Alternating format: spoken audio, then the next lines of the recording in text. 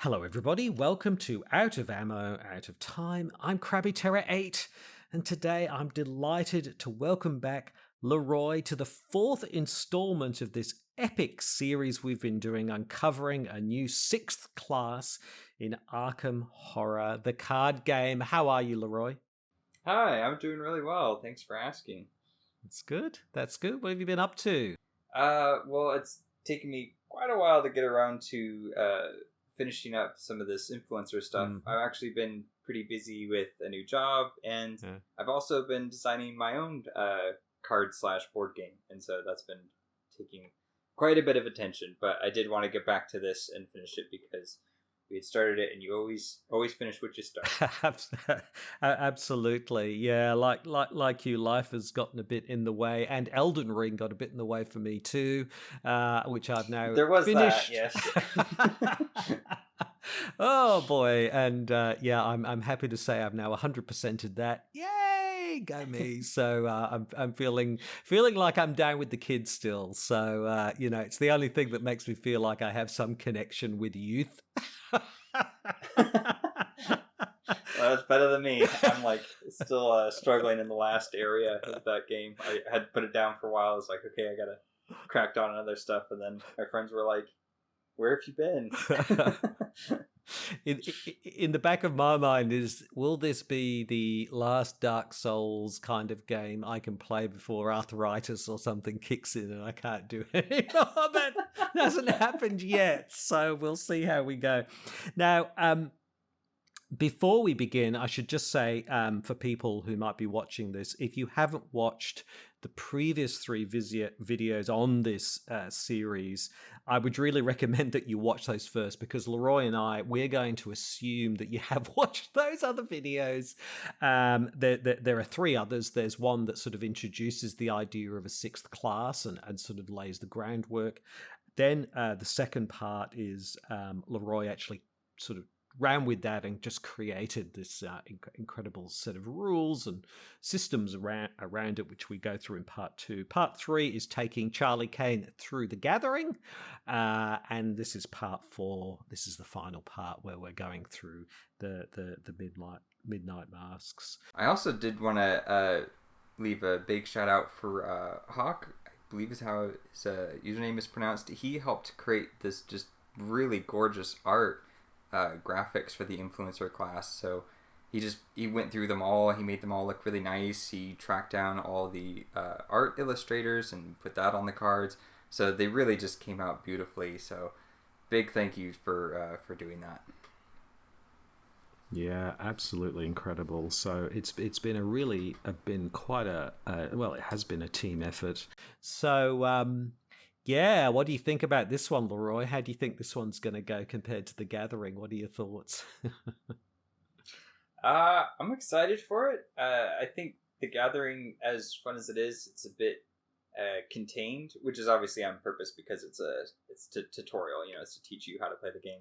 But Midnight Mass is a really great demonstration for what the game can do. And for the longest time, I mean, I think even now people will play this as like a deck test scenario. So this is going to be putting Charlie through the paces and all those influencer cards. So yeah, I'm super curious to see how it's going to go. I think it'll go pretty well, but something tells me there's going to be a nice, glorious finale in which we both get killed with lots of VP under our belts. Midnight Mass can be a 5-minute kind of experience. Or it can be a 50-minute experience. It can be brutal sometimes. So, but the thing is, this is a video, so I suppose we can always redo it again if things go completely haywire. So, and on top of that, I'm playing Charlie this time, so I'm going to need some help because I'm not as across it. I'm kind of almost like in the position of people watching this who may not know the influencer class that well. So we'll see how we go. But before before that, I thought it would be great for us to have a little bit of a chat about the fact that there's an imposter Charlie Kane that has appeared since we last did this, which is, well, I shouldn't call it that. That's being me. But the actual Charlie Kane will feature in the next campaign that comes out later this year, the Scarlet Keys. So, yeah, what are your thoughts about that, LaRoix, about the Charlie Kane that's going to be in that campaign? Well, yeah, like back when he wasn't announced, I was like, hey, this is fun. You can just have a character. And then it was like, oh, whoops, here we go. So, but, Charlie did, of course, inform us that he was applying to FFG and trying to get his name on the ballot. So that's true. This has been a long time coming. Yeah. But yeah, I think he looks great. I think the decision they took with him I think it was really good because I know he was one of those characters that people had really mixed feelings about. Some people were like, oh, he should be a guardian because he's very altruistic, and then other people were like, well, that doesn't really make sense. He should be a rogue because he needs to have resources and allies and connections and these kinds of things. And then some people were like, well, he doesn't really fit any of those, maybe he's a survivor. So there were lots of different arguments for what he could be, and so I think they took the smartest approach and was like, well, he's neutral and he's all about people. And he's a stat baller, so stat ballers are a ton of fun. I'm looking forward to playing him. I think I'm probably most excited about him in the box, at least of the ones that have been announced so far. Sorry, when you say stat baller, what does that mean? I'm not familiar with that term. What's that? Oh, it's the style of play where effectively what you're trying to do is increase your stats to a high enough level such that you don't need to commit cards to skill tests. You don't really need to play cards that much.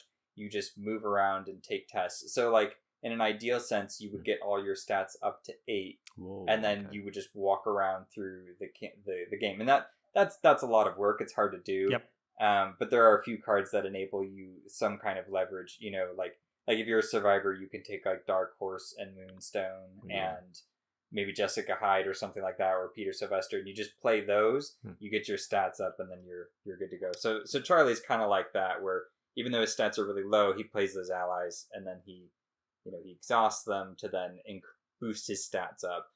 And so he's just all about rolling with the numbers, which is fun. It's a fun kind of because I was thinking about it, and it's kind of like, and I guess I'm jumping the gun by going into the contrast, but what FFG is doing with Neutral Charlie is effectively, he plays allies, which is a very specific type of card. Yep. And I think he'll be a lot of fun because you can bring allies from any class into it, and you'll see the connections there. With the Influencer one, though, it's a style that's, I guess, it's less mechanics focused, and it's more focused on theme. And in some ways, I think we're allowed that freedom a bit more than we probably would be under an official release, because it's not official. You can kind of go ham. And like I feel like FFG is pretty good about indulging in experimentation. Like I remember MJ talking about the card. It was Gias, I believe is how you say it.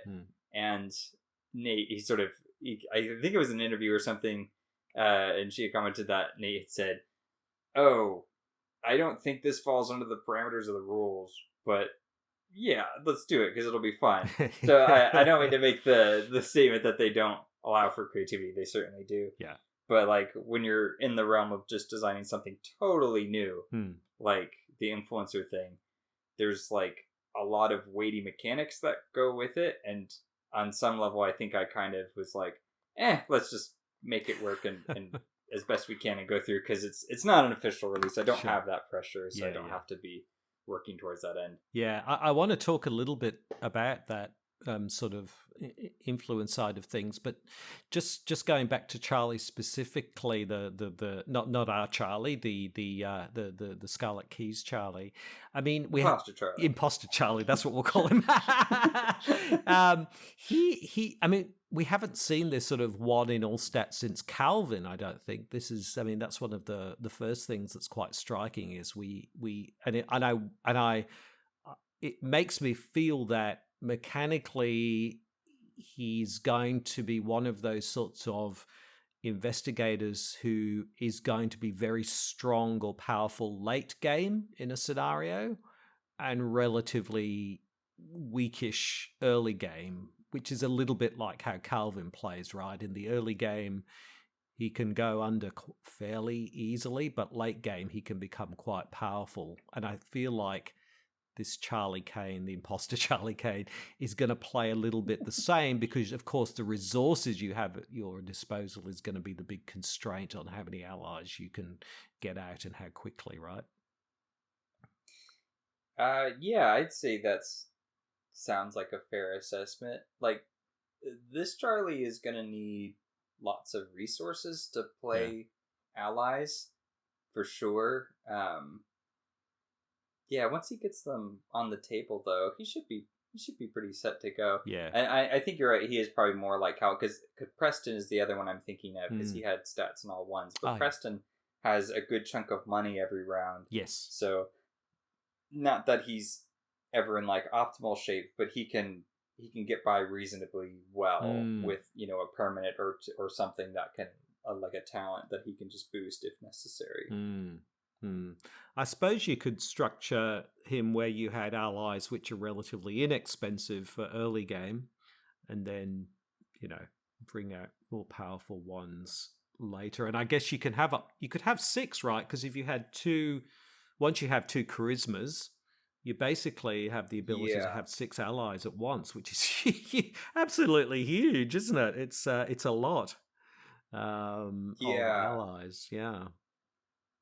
Yeah, I mean, I think when you upgrade his deck to purchase new, because a lot of the higher level allies will give you like 2 stats as a bonus, and then as long as you've got something like emergency cachet or something like that, that emergency cachet is generally enough to play like a whole nother ally. So turn 1, if you emergency cachet, you can get 2 allies down, and that could be pretty good starting threshold. So I don't think it'll take too long to build up a born state. But yeah, you definitely want a balance of some expensive allies, but also some that are more reasonably costed, so they're not taxing you so much. Yeah, I had a look at all of the allies, particularly the higher level ones, just looking at which ones. And I reckon, for my money, Greet Wagner's probably a no-brainer. Not only does it give you... Greta, sorry, I shouldn't call Greet, it's Greta Wagner. Or because Greta gives you obviously a boost to your stats, and also has 3 pips, one being a wild card, I think. So... Oh, wow. Yeah. Because most of the time, allies have 2, pips on the side. Greta has 3, and one of them's a wild card. And of course, there's Greta's ability as well. So I reckon Greta is a no-brainer. Probably Gene Beauregard, I think that's how you pronounce it as well, is a pretty good ally, as well. Yeah. Here I was just thinking about getting more use out of my art students. Art student's like one of my favorite cards, so I'm just like, ooh, my art student, I can get more out of that first clue she picks up. Awesome. That was where my inspiration went. I went, how can I spend my level, how can I spend 5 XP on the strongest? Yeah. The other thing is, I kind of feel a bit vindicated in a sense that, one of the themes has been that there's this influencer class that sort of has never been sort of realized within the game. And I think there's good reasons why it was designed that way. But it seems like the skills of a sort of influencer, have been kind of smeared across all the different investigator classes. But it feels like, because Lola and Charlie, I think we've always called out as being sort of exemplars of an influencer class because of their sort of relative skill sets. It seems like almost de facto what FFG is doing here is setting neutral investigators as almost like a de facto influencer class. That's how it feels to me anyway. It could be. I think I don't know. I'd be maybe a little bit more skeptical, because I think been hesitant to do neutral for quite a while. Like they tried Lola as a kind of fun one-off. Yep. And then I think we were all excited for like, oh, more neutrals. And then they were really, really constrained. So there has to be like a really unique like reason, I think, for a character to be neutral. It's where they really just cannot pin them down, or to pin them down into a class sort of deprives them of it. But you're not wrong. I think what would be interesting is if they made like the next neutral character has an ability that focuses on parlay. Yes. And getting bonuses for that. I think if they did something along that vein, that would make a lot of sense. And I don't think parlay would fit too many of the other. I mean, there's obviously a way to make it work. Sure. You know, like parlay and get a clue or something. Yeah. It's like, oh, it's a seeker. But I just think it would be interesting to see the space just really explode, like within the game and within parameters that FFG can actually like do. Because that was one thing I did want to mention, is that the setup I've designed is fun, but it's fun with like Charlie specifically. The cards don't necessarily interact with the rest of the game. Like no one else can, like no other investigator can take like the influencer cards I've designed, because even if they could, they don't have a charm stat. And I've gone through the math to like crunch some numbers to figure out like, well, what would the charm stat be? And the end result was that unless it's somebody like Calvin or Preston, where like their stats are fairly obvious, you have to just make up a number that you think is appropriate for them. Because if you try to do something like take their health minus their horror or something like nonsensical like that, you just get really awkward numbers for a lot of them, and it doesn't really seem to fit. And like for some characters like Zoe, it's like, okay, well, she could take 5 off-class cards. You could just throw an influencer in there. That's fine, good to go. But then there's other characters where you're like, well, it seems like they would have some of this, but what and how and what does that look like? And then you have the whole situation where you have the scenario cards of the game not really testing that so much. I mean, it does when you replace all the parlay with a charm test. That helps, but there's no like treachery cards that test it. Or treachery cards that just come into play and then do something and it's like, oh, okay. Or enemies, like enemies would be a big one where they're specifically designed like, oh, well, if you can parlay with them, then you can get some kind of outcome or whatever. And they do have it, but I don't think it's quite enough. So so we'll have some links that you can access so you can play Charlie for yourself. But just be aware that like it is something that is kind of like it's neatly packed together here, and there is room for expansion, and I'm more than happy to hear ideas, or if you want to design more cards for it and put it together. I mean, that's the great thing about community content, is it's like run by the community and whoever wants to pitch in. So, you know, but I hope you enjoy it. I hope you enjoy the showcase we're going to do today, and then, maybe give him a spin. Like, he is a lot of fun, but just, he is doing something that's different from the game. And so it can manifest in FFG. I think there is a path to make that happen. And I think you're right, CrabbyTerror8, that it's probably going to be through neutral investigators and pushing more on the angle of, you know, allies, enemies, parlay, and these kinds of things. That's exactly where I went, because I thought, well, Lola is about different roles and being able to switch between roles.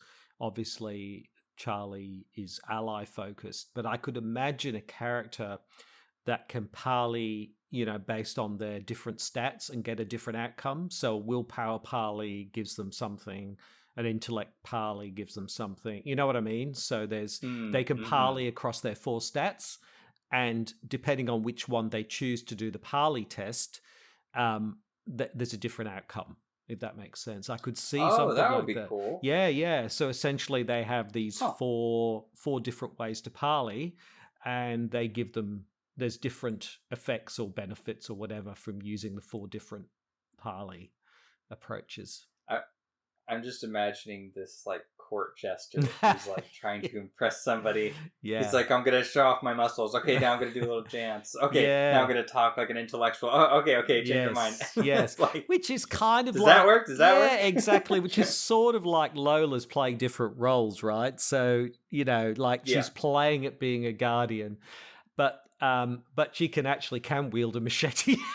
you know, but it would be interesting if somebody, purely, you know, I don't know, they're parley with the strength stat, and you know, because of that, I'm making this up, they managed to do a damage to an enemy because they literally, I don't know, but you know what I mean. You would they like arm wrestle them, yeah, or something. But I can imagine that actually having a character that sort of utilizes parley was exactly where I went. I think that would be a really fun kind of neutral investigator. So there you go. But I guess we'll see where things go after Scarlet Keys in the future. So okay, well, I guess let's kick off in the Midnight Masks. So we're all set up here in Octagon. Now Charlie has a permanent out, which is Birds of a Feather, which allow him, if he had an enemy that he'd influenced in the last game that he still had, that would carry over to this, and that's why the Ravenous Ghoul is sitting next to Charlie. That's right, isn't it? Which is just brilliant. And, that's really fantastic. So I'm starting with my own pet Ravenous Ghoul. What shall we call the Ravenous Ghoul? LaRoix, you got any ideas? Fred. Maybe Harold? Harold. Sounds great.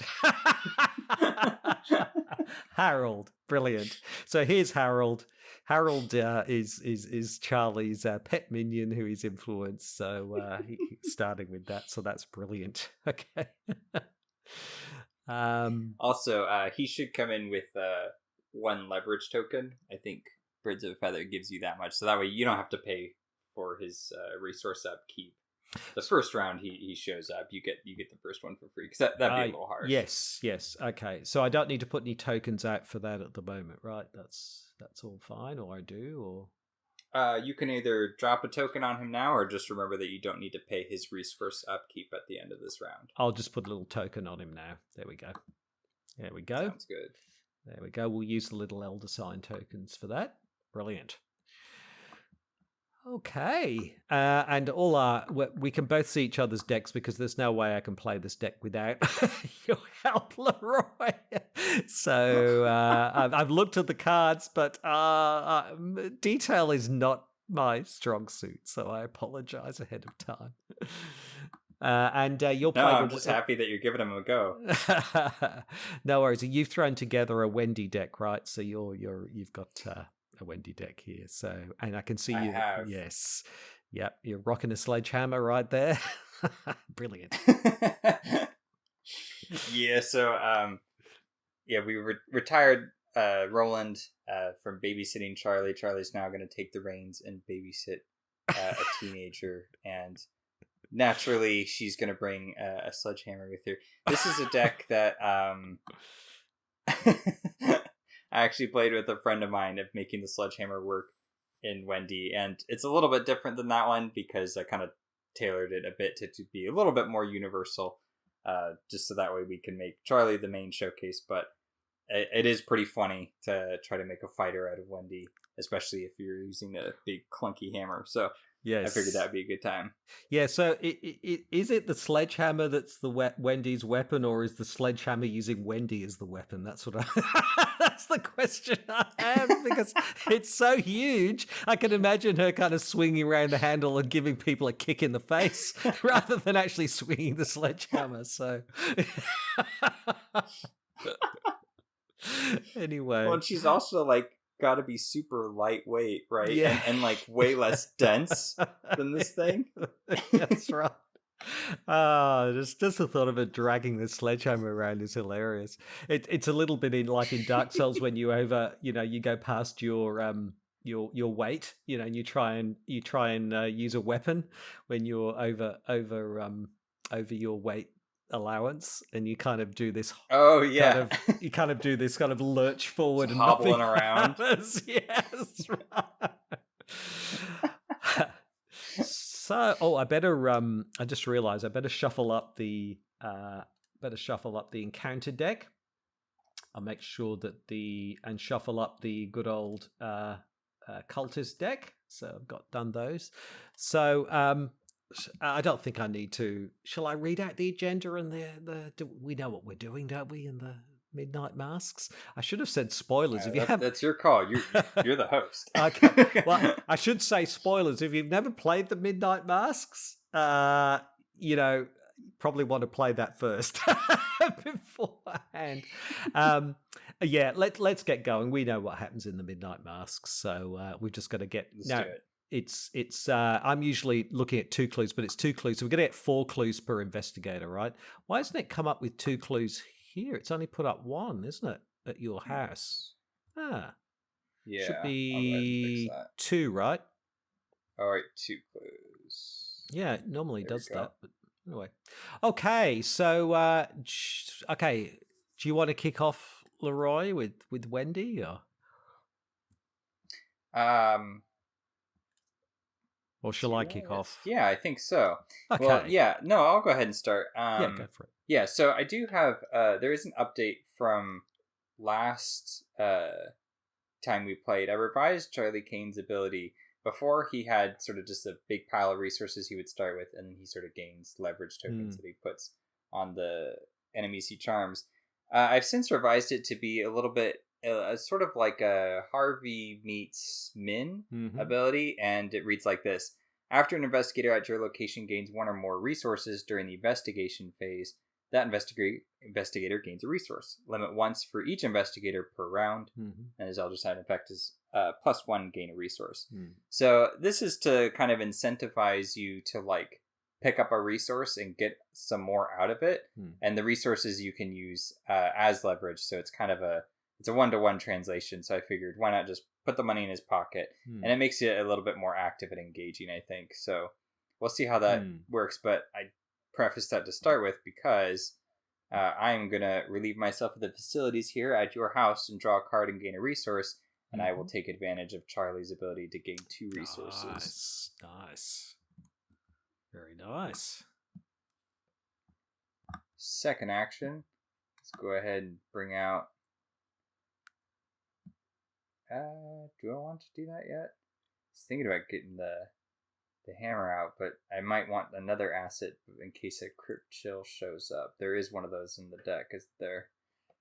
Oh, the good old Crypt Chill. Yeah, maybe I'll be a little more patient with it. We'll go ahead and investigate for a second action. Commit a perception. Nice do. I'm gonna cultist play person.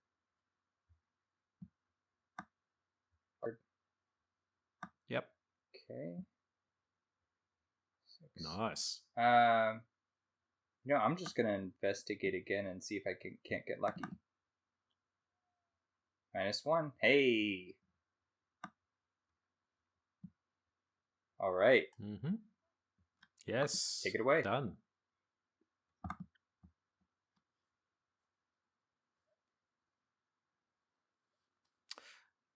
Okay, well, I, like you, I'm going to avail myself of the facilities here. Draw a card and gain a resource, which I'm assuming I get an extra resource. Yes. So I'm up to 7. That's very nice. Okay, and then I'm going to bring out the pool cue. I think that's a good idea.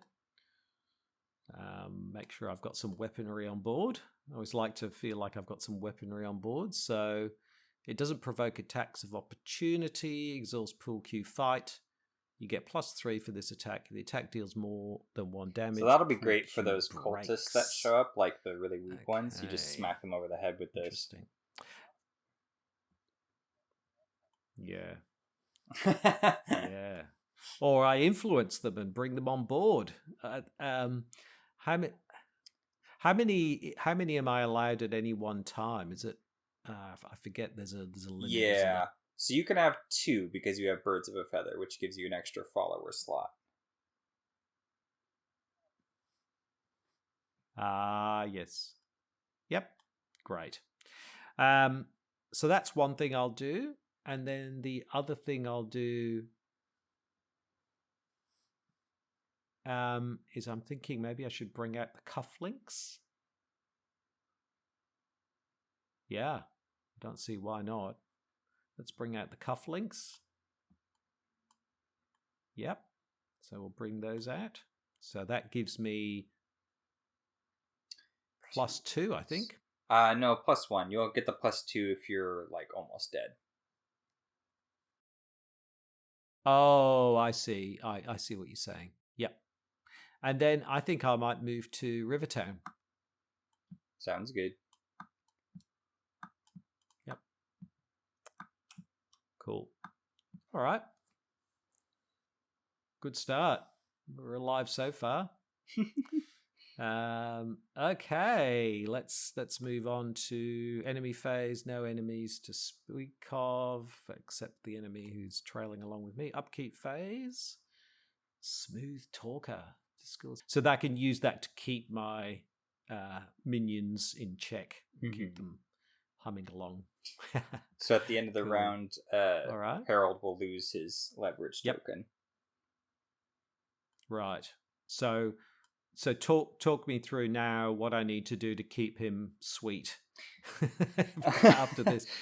So you basically have to spend a resource at the end of each round. It happens at the end of the round, so after your upkeep phase. So at the very least, you'll get your upkeep resource that you can then spend to keep him around. And it's essentially a way to like represent that, you know, these characters are not ordinarily supposed to be on your side, and so you have to sort of continually remind them of why they should trust you. And so instead of making it a test, you can just give them a resource and they're satisfied with that. So you just give him a little bit of meat and then he'll chew on that and be satisfied.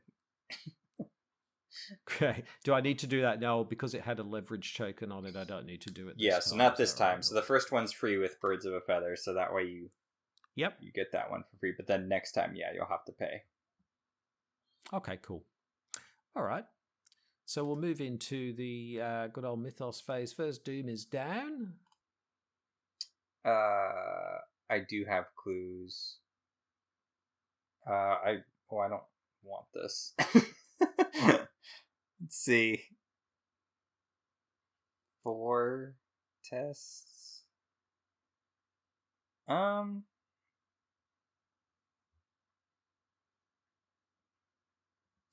guess do I just take this straight up? I got a dicey decision to make. The chaos bag. Let's see, there's -3. I might be losing my clues. I'll go ahead and just pull the token. Let's see what we have to do. Oh, hey!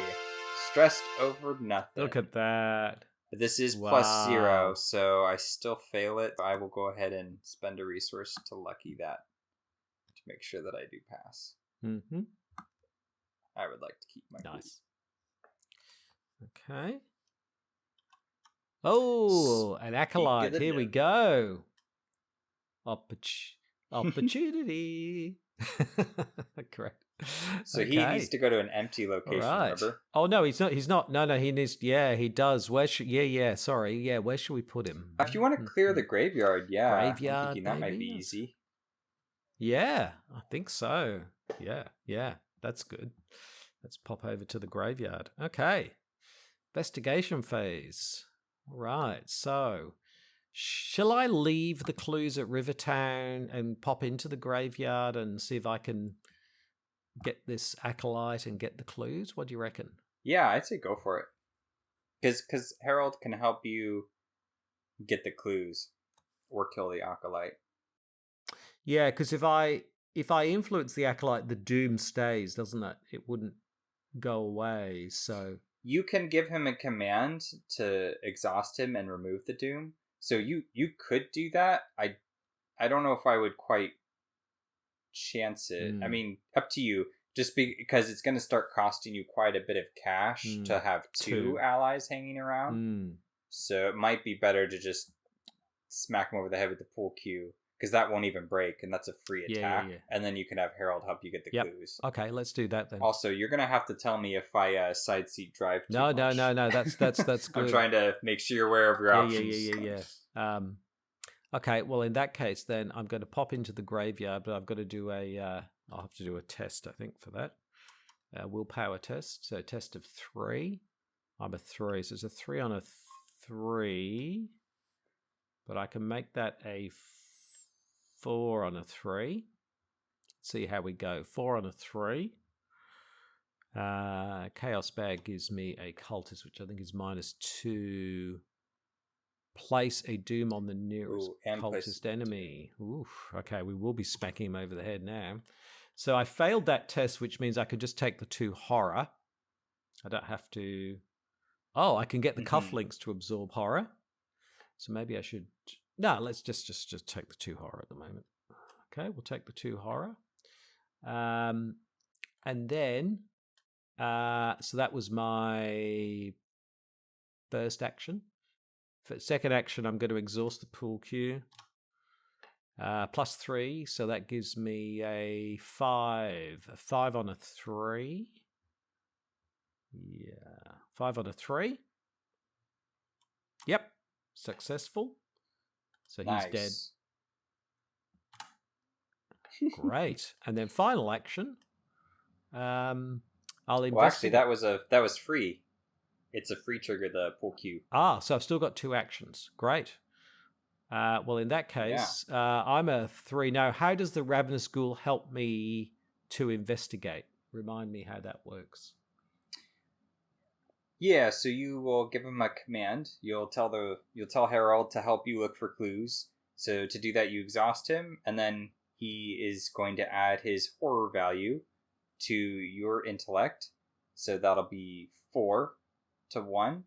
And then if you succeed, you'll get an extra clue for Harold, because he is also searching with you. So he will pick up a clue for you in addition to you getting one. Okay, let's go for it. 4 versus 1. Chaos Bag gives us a... Good on you, Harold. Thanks, mate. He tries. Okay, final action. I will go ahead and just do a 3 versus a 1. See how we go.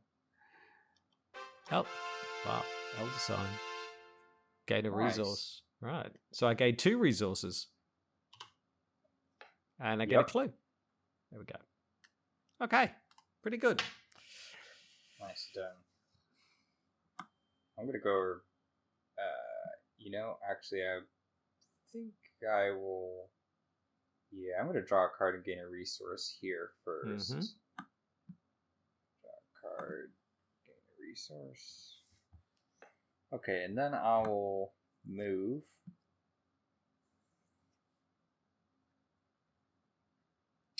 And then I'm going to throw down the hammer, because I think I can chance a crit chill now. I'm feeling a little bit more secure if that pops up. And that'll be me. Okay. Awesome. So we move into enemy phase. No enemies to speak of. So we move into upkeep. So I've got to spend a resource to keep Harold happy. There we go. Brilliant. What did I get here? Once more with feeling.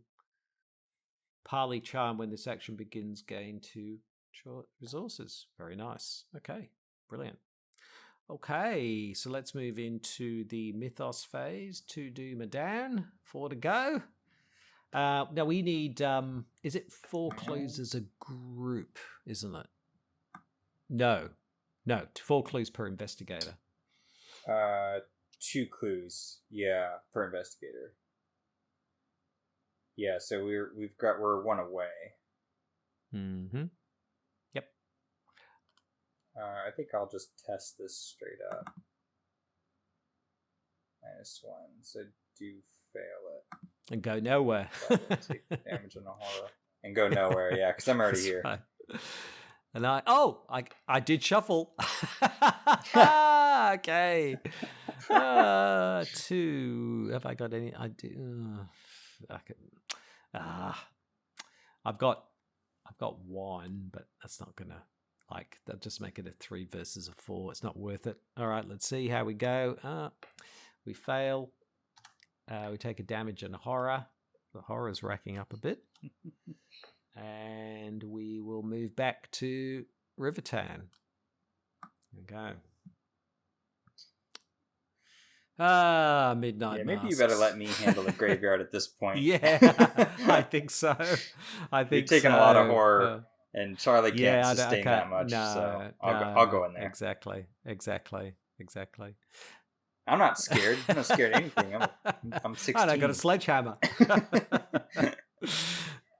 Yeah, exactly. Off you go then. All right, yeah, I'll do that then. Willpower 3.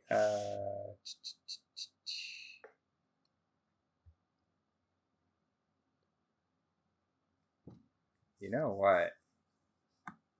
Before I do that, I've got a better idea. I'm gonna play Will to Survive. Mm-hmm. 2, 3, 4. Till the end of my turn, do not reveal chaos tokens for any skill test I perform.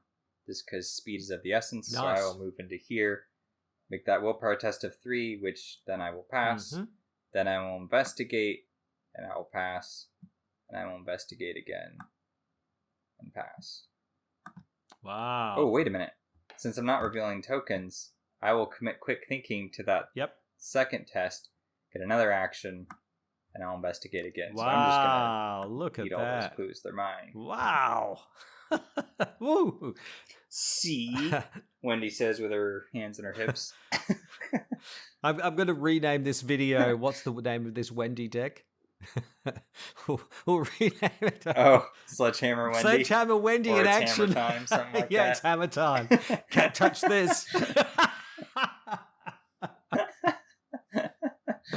Yeah, it's one of my biggest regrets that back in the day I didn't buy a pair of those hammer time pants.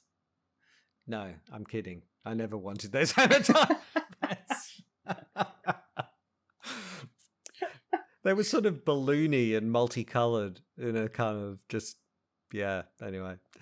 Are those from the 80s? Yeah, sort of. So we're just talking about like the late 80s. Yeah.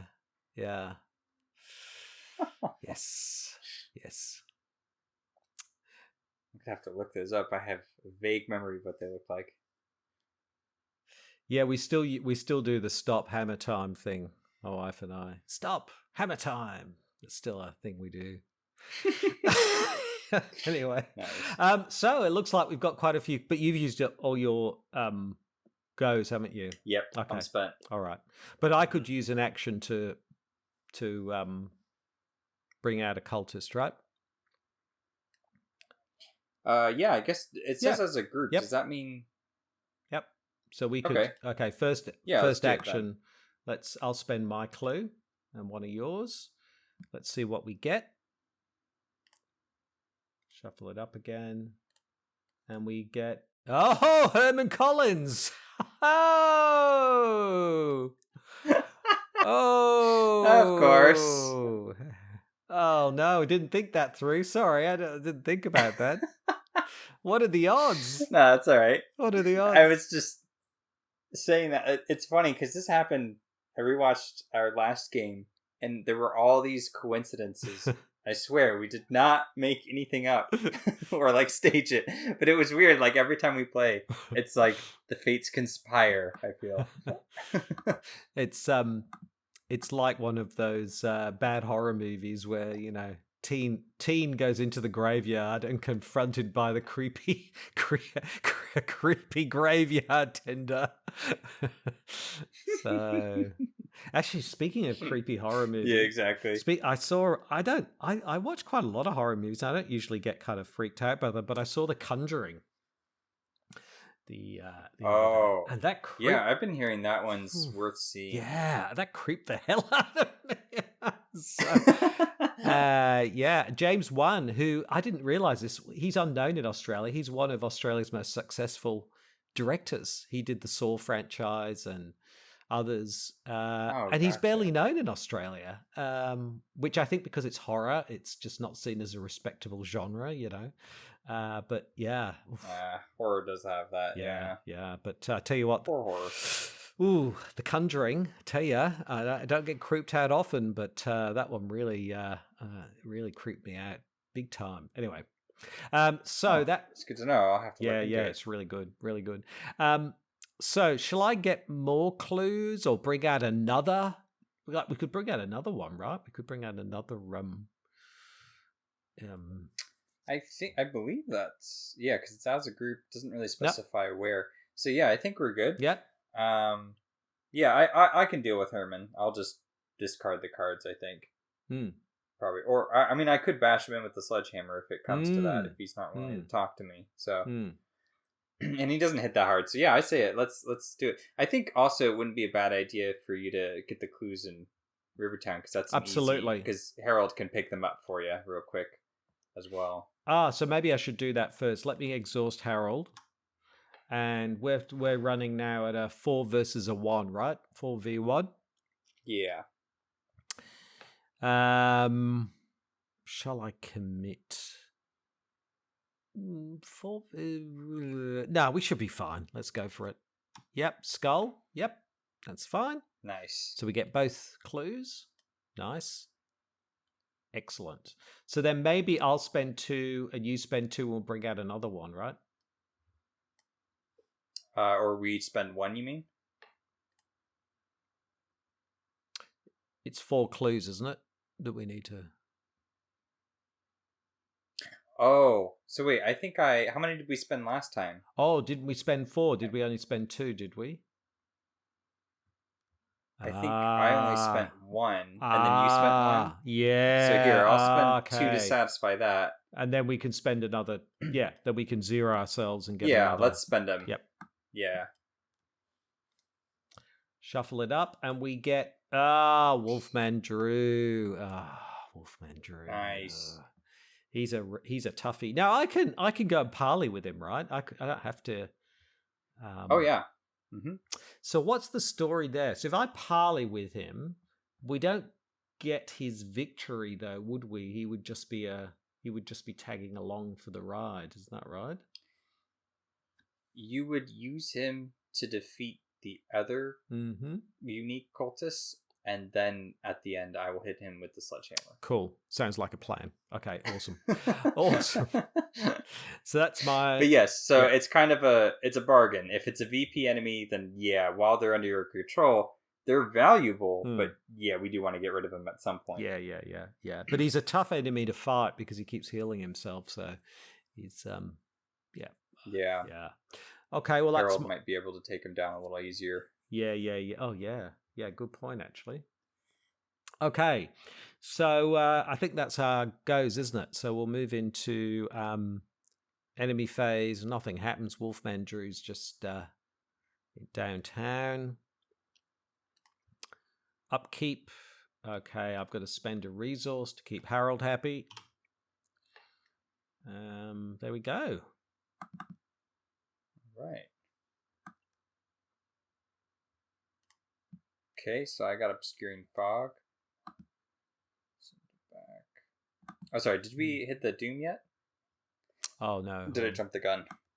So you got a Moonstone. I don't think I've ever seen this card. This is a relatively new card, is it? Yeah, it was in Dream Eaters. I think it was... Oh, yeah, it was Dark Side of the Moon. That was the pack that it came in. Okay.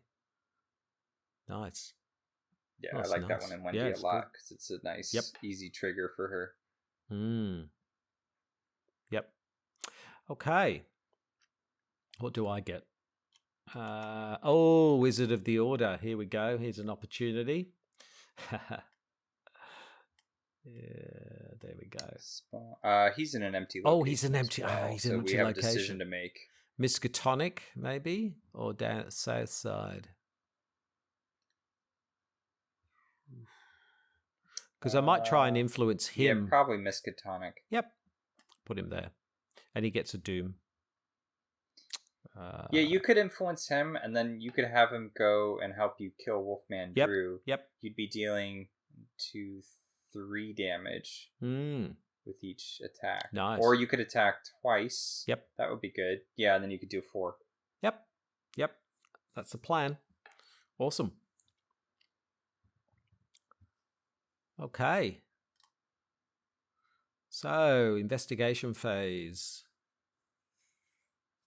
Oh, it's a good job that obscuring fog came when it did. Not earlier. Yeah. Lucked out there. Should I go first? Go for it. What are you doing with Herman Collins? Well, I am going to parlay, Mm-hmm. and I have to discard 4 cards from my hand. Mm-hmm. I'll make the Moonstone one of them, so that way it can just go into play. Mm-hmm.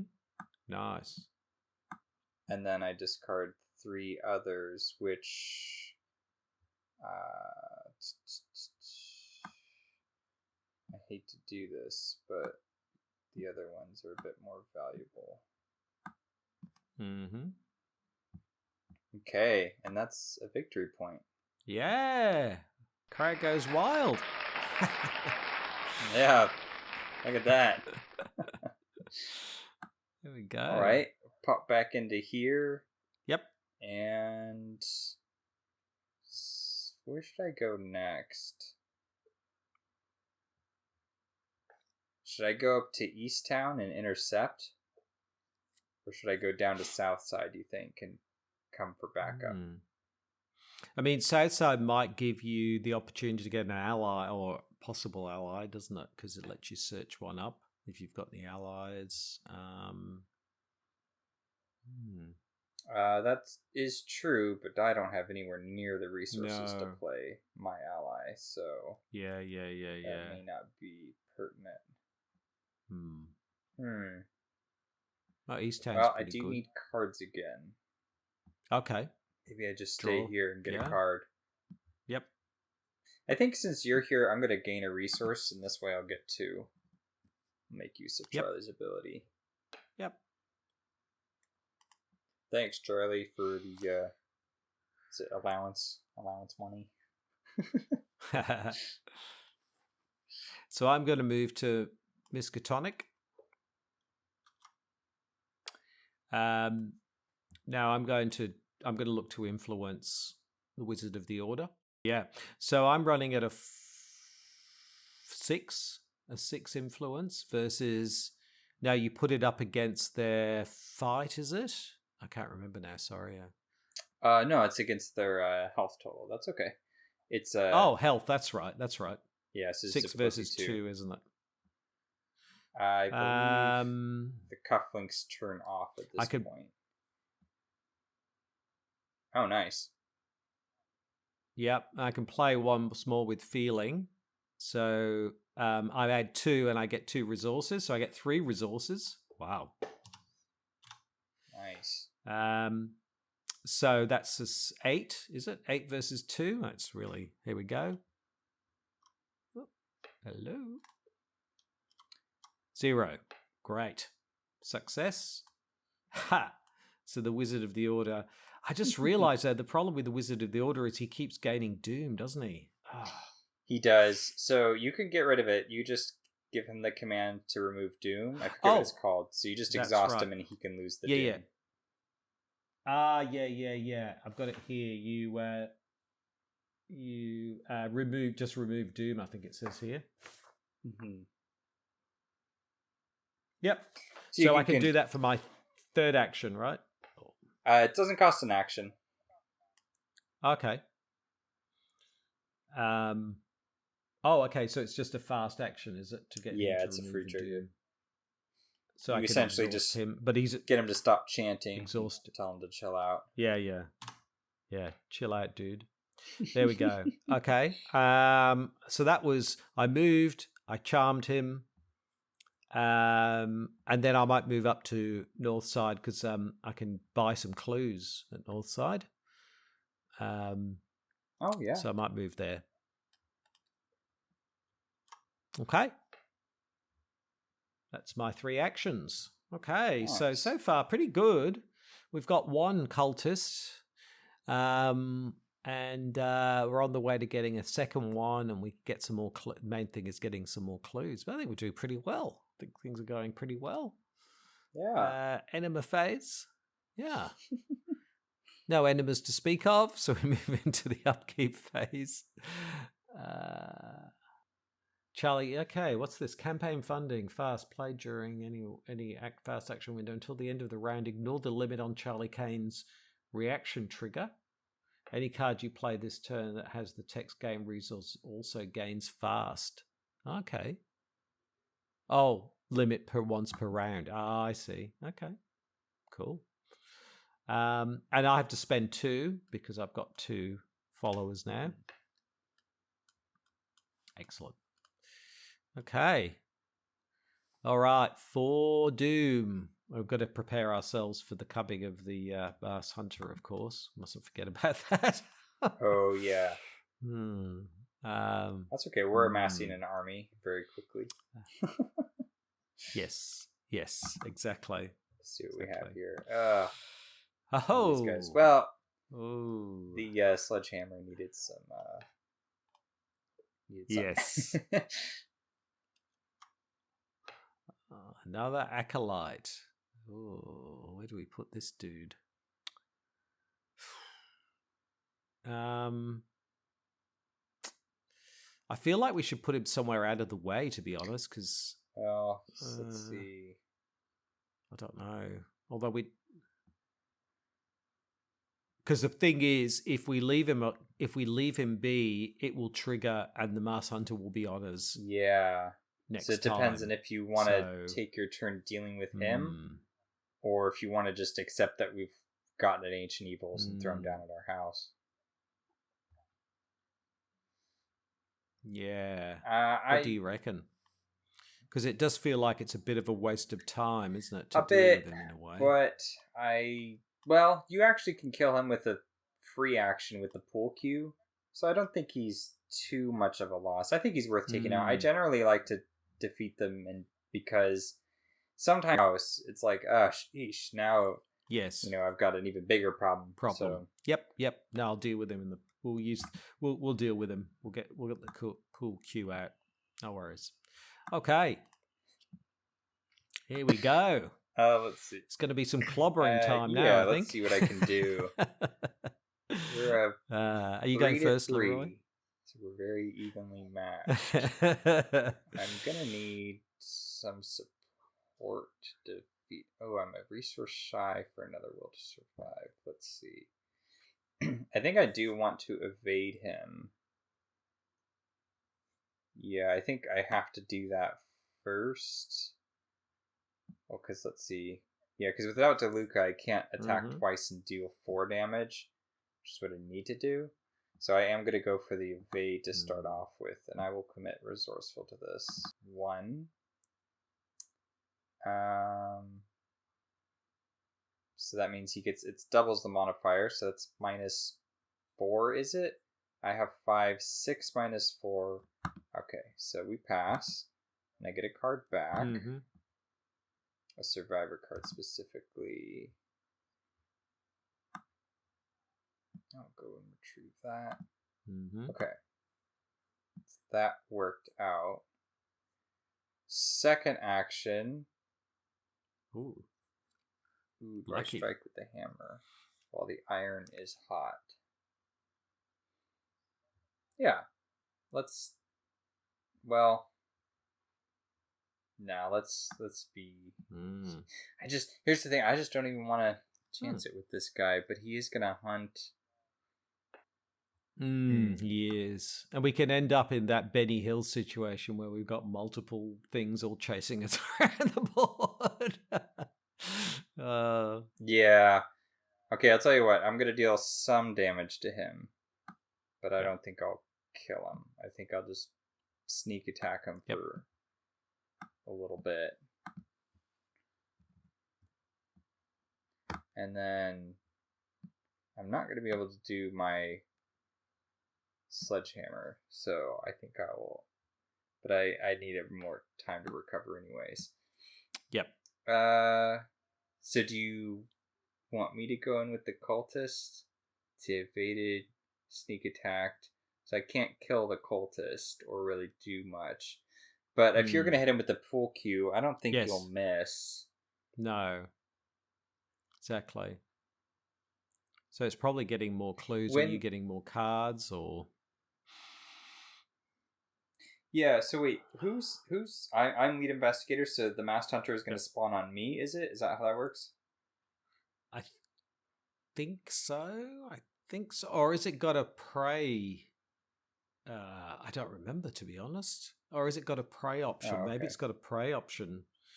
But I don't remember. It's been a while since I played Midnight Mask. Let me look that up. Let me see what's going to happen because it. No. That's meta knowledge. We can play without. We will figure it out. Maybe I should. Oh, I was going to say if we had some clues, I could bring another cultist. All right. Well, if you hit me with the pool cue, I'm not concerned about that. I'd rather us be in closer proximity. Okay. So I'll go ahead and pop into here. Yeah. Good point. Yep. He'll engage me, but it won't be a big deal. It'll be fine. All right, that's me. Yeah. I think I should have put a doom on this Wizard of the Order at the end of the Mythos phase, he should have gotten a doom. Which I need to clear, right? Yeah, you just told him to knock that nonsense off. So I exhaust him, right? Mm-hmm. And then, yeah. Okay. Okay, so I'm going to move into Miskatonic University, where you are, and then I'm going to fast action smack the acolyte around the back of the head with the pool cue. That's good. A 5. Yeah. So that's a 5. Oh, hold on. It's a 5 versus 3, but do I get extra from these guys? You could tell Harold to help you fight to give you an extra +3, but yep.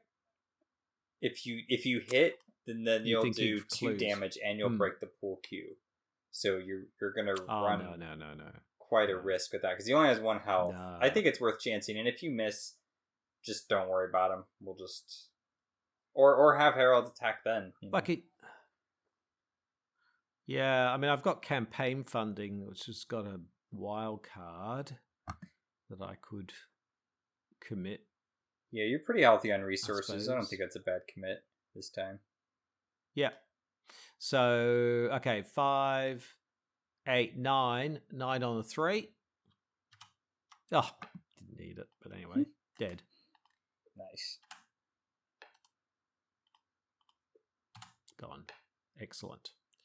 Okay, 2 actions left. Might be time to get some... Shall I move up and spend some money on clues?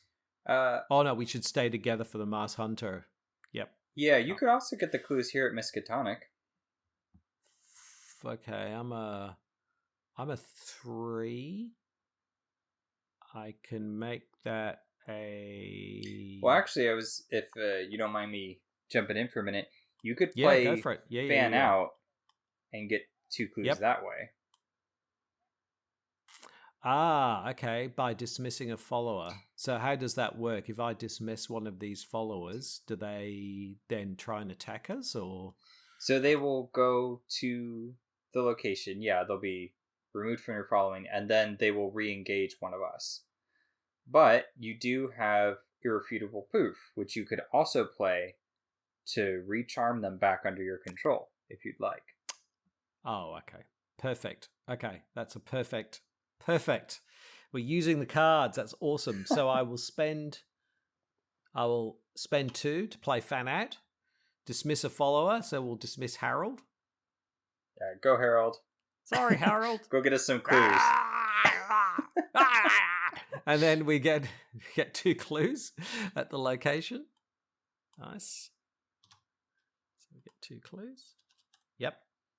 And then I'm going to play, like you say, Irrefutable Proof and recharm Harold back.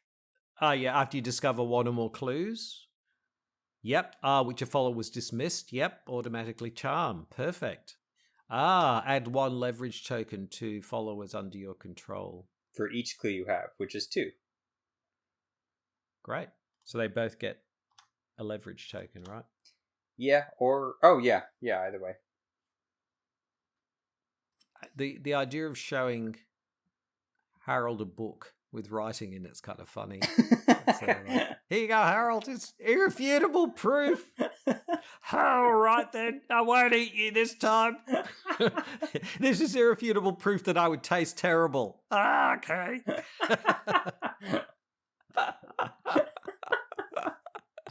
I'll take your word for it. The fact that it's Harold, the ravenous school of all things. Like, it would have made more sense with, like, a cultist or something. Because, like... but the fact that it's the school...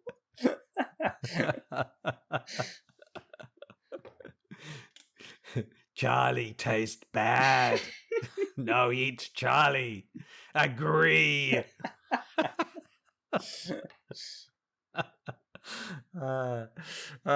Okay, so that was that my... So I moved, I got a free fight. I then invested. So I've still got one action left, right? I might...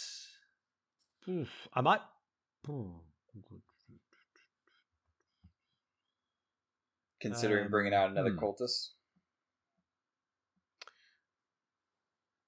But I've only got 2 clues, so I don't think we can do that. Oh, that's right. We need 4, right? Mm-hmm. I was thinking about bringing out Clever Disguise, but when the round begins, exhaust Clever Disguise, name a trait. Until the end of the round, non-enemies with the name trait cannot engage you. Oh, yeah. I might draw a card, actually. Sure. I will say the Clever Disguise you could use to evade Night Gaunts, though. Because you could just choose Night Gaunt or a monster trait, and then they can't find you. There we go. Let's bring that out. Cool. All right. Okay, I think we're ready for the Mars Hunter. Enemy phase. Nothing happens. Upkeep. So this is when those little influence things move off. So I don't have to spend any money on them this time.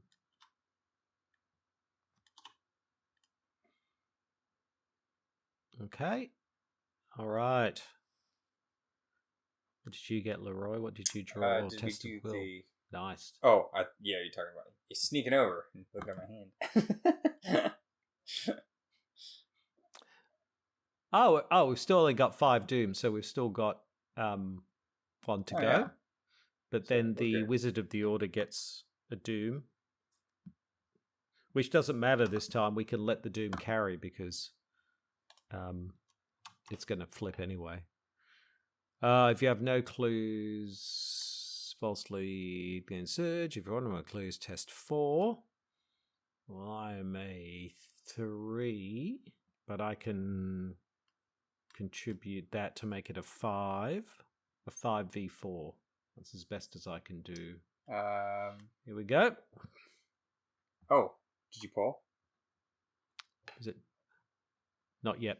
Just about to. I don't have anything to add. Oh. Yep, done it. That was close. I was like, we really don't want to lose these clues, but I got nothing to commit here. No problem. Charlie just lights up a cigar. Here we go. Yeah. No problem. No problem, Wendy. Yeah.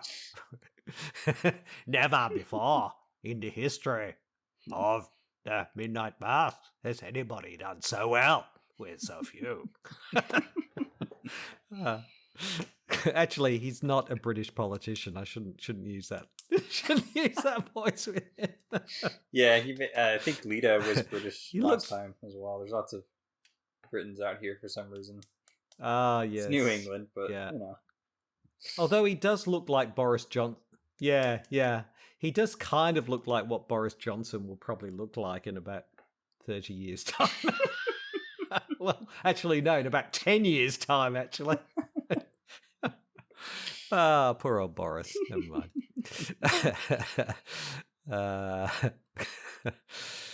Okay. All right. So, okay. All right. We've got to prepare ourselves for the Mars Hunter. So, I mean, I could go back in and kill the Night Gaunt. I could focus on getting these clues. We can use the since we're at 5 of 6 doom. The doom on the Wizard of the Order doesn't matter for this round. So if you want him to help do something, that's fine. He can't help your intellect to get clues, but he can deal extra damage when you're fighting. So that's handy. Well, I could go and fight the Night Gaunt, maybe, and you could get the clues. What does that work? I think that'd be a decent plan. Because I think you're better at clues than me. Yeah, I'm probably going to end up drawing a couple of cards as well to just kind of make sure I have enough tools for when the Masked Hunter pops up. Oh, yes. Yep. Okay. Did you want to go ahead and do that, and then I'll take on the hunting Night Gaunt? Yeah, let's do that. So I'll draw a card for my first action. Okay, there's good. That's good. Then I think what I'll do is gain a resource so I can get 2. Thank you, Charlie. And then let's see if we can't grab a clue. We'll just take it straight up. -2 puts me at a 1. Shoot. I have lucky, but that's only +2. That's not going to be enough. So a little shy on that front, but oh well. We tried. You tried. That's the main thing. All right, I'm going to move into Rivertown.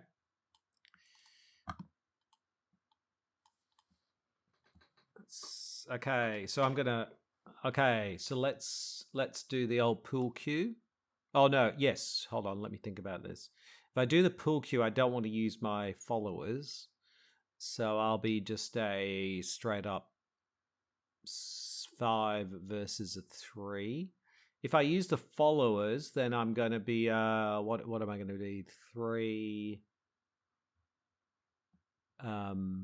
4 5. Is that it's 5 versus 3 either way, isn't it? No, Is so that right? Am I reading that with right? the followers, they add their combat skill value and then they deal damage equal to their damage stat. Oh, it's the combat. So they're actually going to give you +7. 7. Yeah, so you don't need the pool cue because they're going to hit him for. You're going to hit for 3 damage with +7. You should be good to go. Wow. Okay, let's do it. Okay. Yep. Get a -2. That's an easy hit. He's Hunting Night God's dead. Toast. Great. So that was second action. Third action. Do you think I should move back to where you are so we're in the same place for the hunting? For the Masked Hunter, I think. Card or something like that instead, or a resource or whatever you think you need. Just because. Yeah, I grabbed a card. I might get moved anyways on Wings of Darkness or something like that. And I can run in with the sledgehammer still. So I got a... So I got... this is a good card. A fine line. After revealing chaos tokens for this test, you may either spend 1 resource to get +1 skill value, or gain a resource, get -1 skill value. That's great. That's really handy. Yeah, a little bargaining shit. Okay. So we'll move into... Yeah. Enemy phase. Nothing's happening on the enemy front. Upkeep. Igor. Ha. Nice. Now you you're arrive, gas. Igor. Because you can use him to ready the followers so they can go twice. Yeah. Fortunately, he's a little bit late to the game. Bit, yeah. We're going to move into the... I've got to spend 2 resources to keep my followers up. And then we will move into the Mythos phase. There we go. There he is. Prey is... Oh, whoever has the most clues. Spawn... Most clues, which is me. Wow, okay, I forgot about that. +2 health per investigator, so he's got 8 health. Okay. All right. Yep. Ouch. And we've got just 8 turns left to go. There we go. Excellent. And then this is the bit that I always love. You get the Masked Hunter, and then you get to draw encounter cards. Yay! Yep. Fun. Hey, Hunting Shadow. Awesome. I think I'll have to take the 2 damage. I could try to cancel it, but it's not the kind of thing I want to cancel yet. Oh, I did definitely shuffle these up. I must take a clue or spend 2 damage. I've got 8. Oh, I'm fine. That card's actually pretty handy for Charlie because you could use him to like kill the. You could use that card to kill the Wizard of the Order, and you don't even need to worry about dismissal or anything. But yeah, keep him for now because he's going to help us kill the Masked Hunter. Yeah. Now that Doom, the Doom goes back. No, because it's at the. Oh wait, no, at the end of the Mythos phase. You're right. Yeah, so he does get it back. Yeah. But we have some time before that's a problem. Yep. Yeah. Oh yeah. All right, here we go. All right, shall I start by clobbering this Masked Hunter? Yeah, I say go for it. So just to remind you of your options, you can also use your allies to help you evade. You just exhaust them, and then you get a agility boost equal to their agility. Which, coincidentally, now that I'm thinking about it, Imposter Charlie is very similar to this. Except he gets a stat boost through your player cards, like the allies, whereas this Charlie gets it from the enemies. Yes. I don't know why I didn't see that before, but how coincidental is that? That's crazy. That's you're right. I didn't even notice that till now as well. You're right. It's kind of quite freaky how the similarities actually. Huh. Amazing. You'd almost think that FFG watched our videos and then designed Charlie around that. It kind of makes you wonder. I thought you were going to say that that one of us works for F Incognito, and with the implication that it was me. That works too.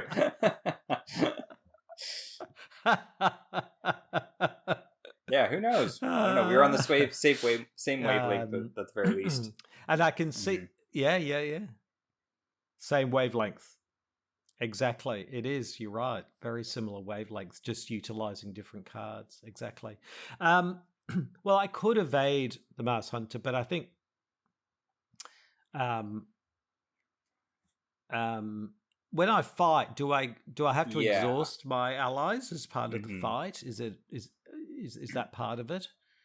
Right. So one thing I could do is evade and bring out Igor.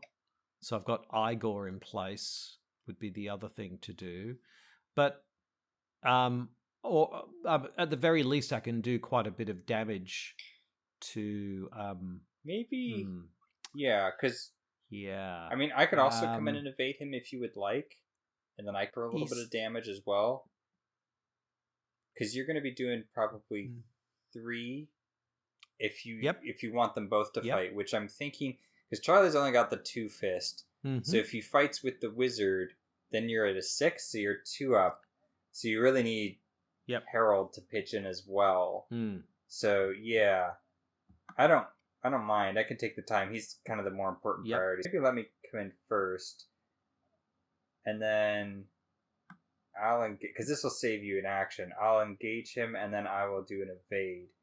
And my evade is a 5 to 2, so I'm 3 up.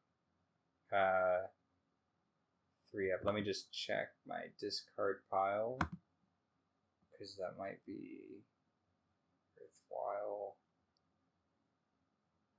3 up.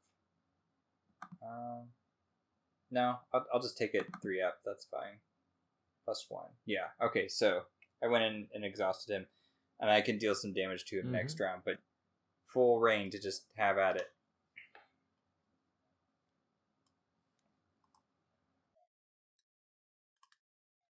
Yep. Okay, so I'm going to exhaust both of these guys to make sure it's a... There we go. So that's a 4, 7... Is that a 9? Is that right? Yep. With mine? So all 3 of us are attacking? Yep.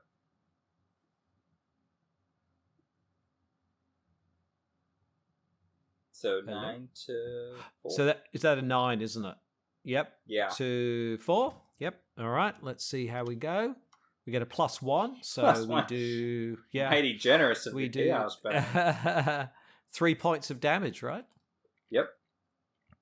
Because it's my damage plus they do 1 damage each, right? So. Yep. So like Wolfman Drew would have been great to help in this battle because he would have done 2. Yeah, he would have done 2. Yes, of course. But, then I'm going to to exhaust the pool cue. So I'm going to exhaust the pool cue, so I get may as well 3, 5 versus 4. So it's 5 versus 4. Yeah, the only downside with that is if you pull one of those simple tokens, you're gonna lose clues or doom. So it might be better just to have Igor, and then just take a shot with like the wizard, because he can put you for 6. So you're at least 2 up in that case. Okay, so I'll bring out Igor, right?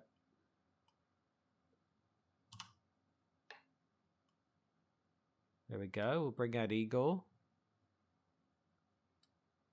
Then we will exhaust Igor. Yeah. And bring up the wizard. Yeah, like he's got a stronger fight, so that cost me a resource. Yeah. So now we'll fight. So that's a 4. Yeah. So that gives me a 6. Yeah.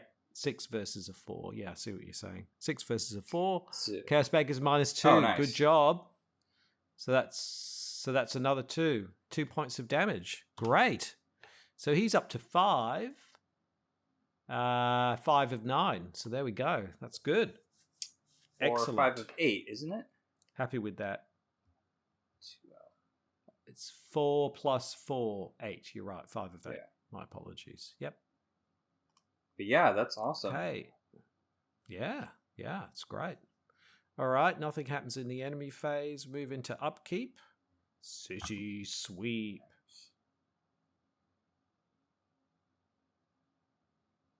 Okay.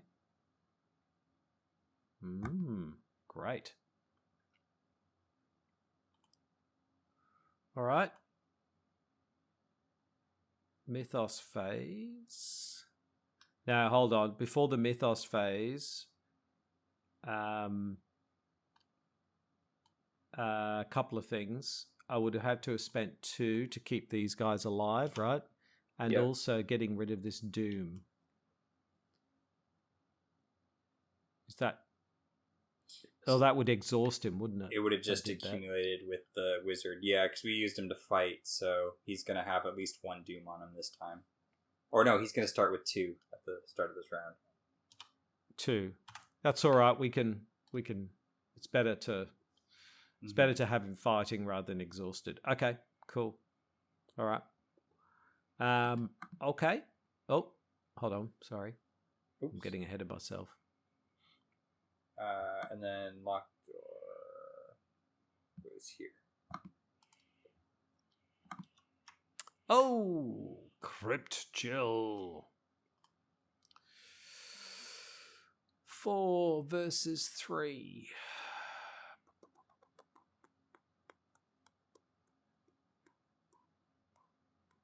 You could just lose the clever disguise. Yeah. If you really need. 5 versus 3. Let's see how we go. Yep. Oh, nice. Okay. So I'm thinking... Oh, this is back on me. Well, actually, I was going to say, maybe I could have him engage me. Yeah, sure. Yep. So what I'm thinking is you're probably going to have to part ways with the Wizard of the Order because he's accumulating a little too much Doom and he's eating up your resource pool. So it might be time to have Harold let him off the leash a little bit. And what I'm thinking is I've got a card that'll let me play Once More with Feeling. So I could play that from your hand. I could charm the Masked Hunter and have him help me kill Wolfman Drew. Oh, okay. What are your thoughts on that? That sounds great. The other way to do it, because then I got a backstab ready with the Masked Hunter's name on it. So we can either do it that way and figure out how on earth Wendy... And this is what I was trying to describe before, is that like Wendy doesn't have a charm stat. So we would have to make up some kind of fair or reasonable stat. I mean, you could just default to 3. That's kind of like 3. Average, yep. Right? Yep. Just do it 3. Yep. Okay. Yeah, let's try that then. So I'll kick things off. Go for it.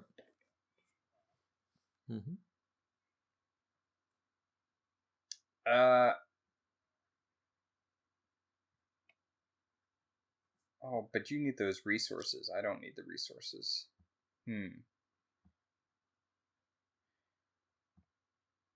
Yeah, because you've got Smooth Talker as well. I've got Smooth Talker. Yeah. Hey, wait a minute. If you commit Smooth Talker to the test, so if I play the Once More of Feeling and you play Smooth Talker, you would get the 2 leverage tokens, wouldn't you? Yes, that's right. Okay. Yeah, let's do that. So that way you can stockpile them. So at least you get some more leverage on Herald there. Yep. Okay, so 3 to 4 is the difficulty of the test. I'm just trying to think of... Okay, wait, so I have 3, 4... So we're 4 on 4 with Smooth Talker. And then I can get +2. I just don't want this to fail. So I am going to play 1, 2, 3, 4. I am going to play Will to Survive to make sure that passes. And then, okay, so I'll pull him under my control as a follower. And then you can get 2 tokens on the Ravenous Ghoul, on Herald. Great. Brilliant. Then I'm going to go ahead and move. We'll flip this. Actually play by 2. And let's not waste our actions, so we'll go ahead and investigate and get a clue while we're here. And with the intent to go over and get Wolfman next round.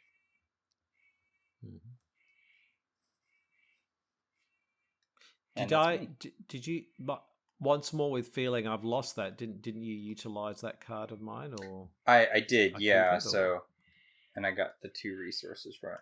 Yeah, I think. Let's see.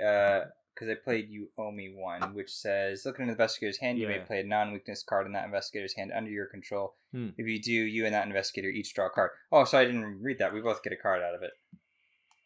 Nice. Oh, another fine line. There we go.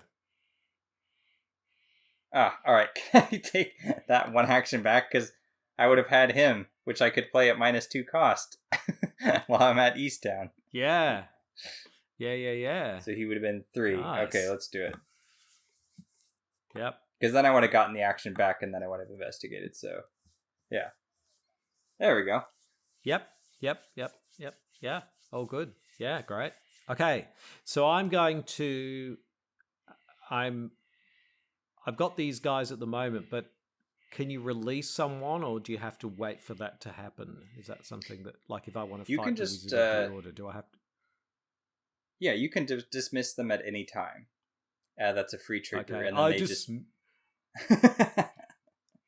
I dismiss you from my bondage. All right, I'm going to bash you then. Okay, so there he is. All right, so me and Harold are going to take on the Wizard of the Order. 4 fight. Well, I can exhaust Harold. So that's a 3. So I'm now running at a 5. A 5 versus a 4, yeah? Yeah, might be a good time to either use the pool cue or commit a fine line. I will commit a fine line after revealing chaos tokens, though. So we'll reveal the chaos token first, yeah? Well, you have to commit it to the test first. I see. But then once you reveal, thing. Yeah. And so then it'll put you at... So we're 6. 6v4. 6. Yeah.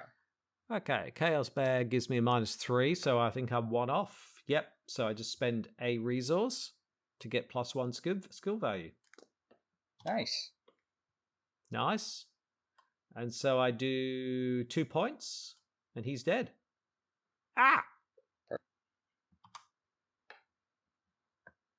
Wizard of Order taste good. Charlie taste bad. Oh, Harold is still here, just hanging out. He is. Pet ghoul. Okay. So I've still got 2 actions left. Have we got... Oh, we don't have enough clues yet. And I've got no cards. I might take 2 actions to get some more resources. That's all right. Yeah, if you take 1, you'll get 2 resources and draw a card from that. Mm-hmm. Yep. And then I draw a card and I get the cufflinks. Lovely. Okay. All right. Enema phase. Nope. Upkeep. Smooth. Okay. All right. Okay. All right. We'll move into the Mythos phase. I've got to spend a resource. Sorry. Oh no, I just take off a. Yep, just leverage this time. Okay. There's only 1 clue here, so I'll just send this to back. Oh, Hunting Shadow again. You must either spend a clue or take 2 damage. I'll take the 2 damage. I don't want to lose my clues. But I can't take any more damage. Hey, Igor. No, Master. No. You can have Harold take damage as well. How much damage does he take? Well, the Ravenous Ghoul can take damage up to his health, but if he gets hit, he'll be dismissed from your following. So, like, right now is not necessarily a great time because then you'll lose your leverage. But in the future, if you need him to take a hit, he can, and then you can just recharm him. He's not too difficult of a test.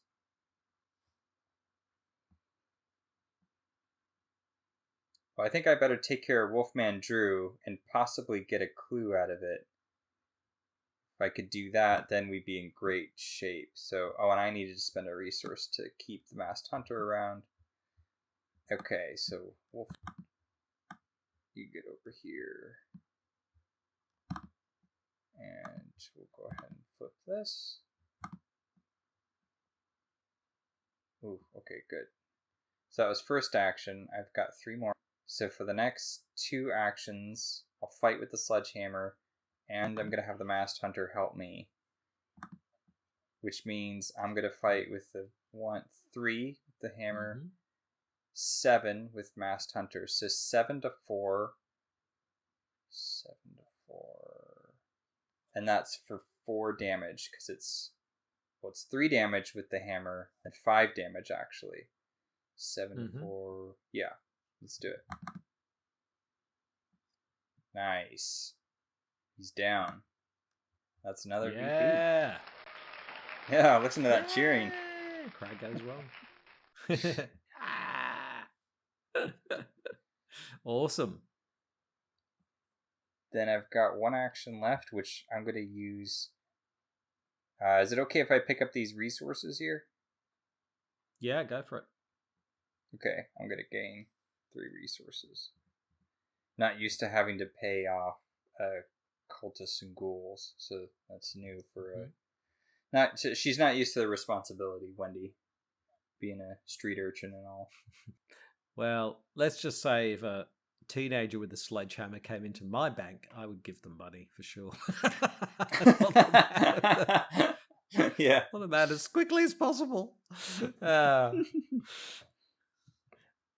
This is a sort of a criminal syndicate going on with Leo, though, right? This is, seems to be some kind of. Yeah. Okay. That's all that goes, isn't it? Yep, I think so. Yeah. Okay. Enemy phase. Nope. Got rid of all the enemies. Upkeep. So I'm not going to spend the resource to keep the Masked Hunter under my control because I'm just ready to get rid of him now. Cool. Then Okay. Herald, he can have the leverage token, so you don't need to spend. Taken. Yep. Nice. Yep. Awesome. That's a great mechanic, that leverage token. That's good. Okay. Thanks. Mythos phase. All right. Okay, what do we got here? Oh. Oh, maybe I should have kept him under my party.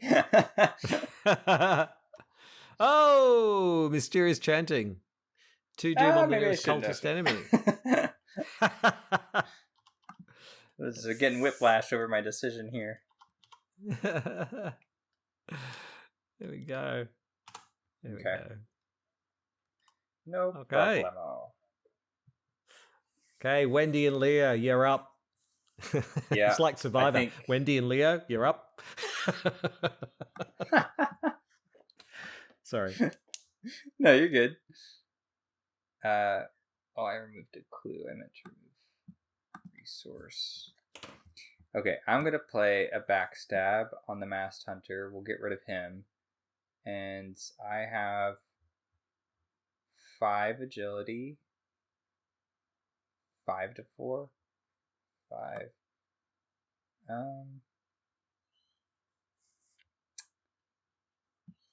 5. Yeah, just 5 to 4. Let's do it. Oh, wow. I can't believe I passed that test. I was fully expecting to fail it. But we didn't.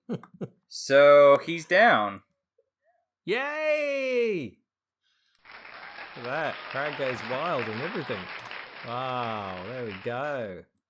Number 3. Nice. Cool. Okay. Now I just got to deal with this problem, which I'm going to have to evade. 5 to 1. Let's go 6, 7 to 1.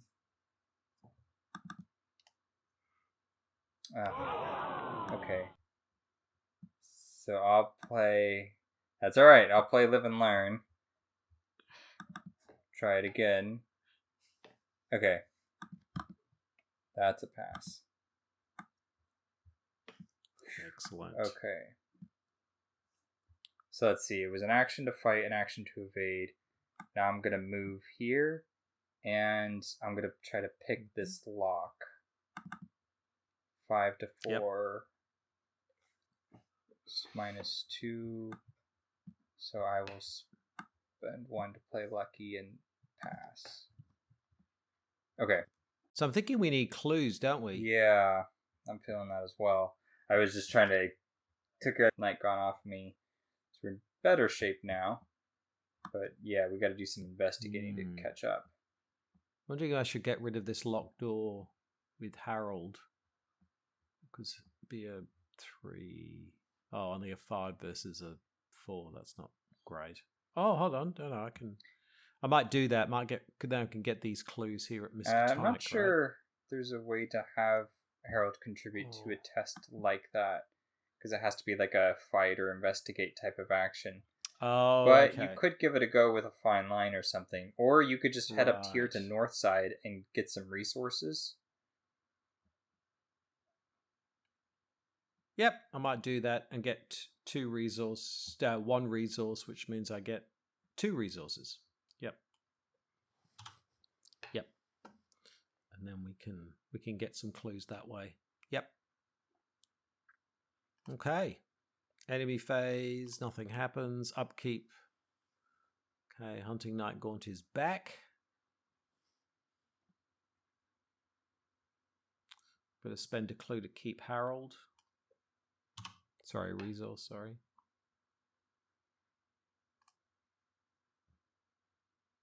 Right, 4 doom and down. Oh. Probably here. Midnight Masks. Okay. Yep. And then he gets a doom. Crypt Chill. All right, 3 versus 4. 4 versus 4. Nah. Because you got Harold to protect you, so you're good. Yeah. Yep. Yeah, I'll lose the clever disguise. There we go. Okay. There we go. All right.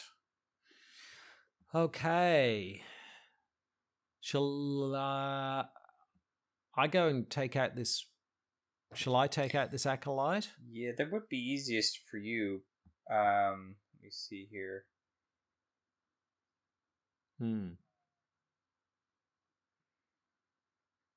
Oh, we've also got this hunting Nightgaunt Yeah. that's going to move in, isn't it, as well?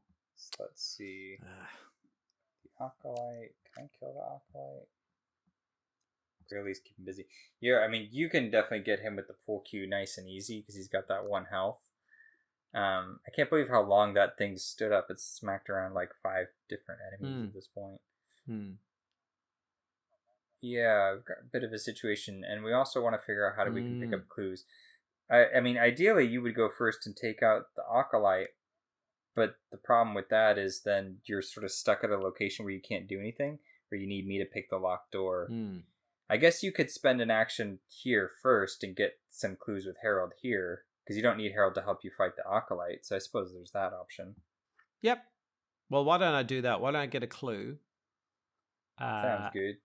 And then move and kill the acolyte. So, yeah.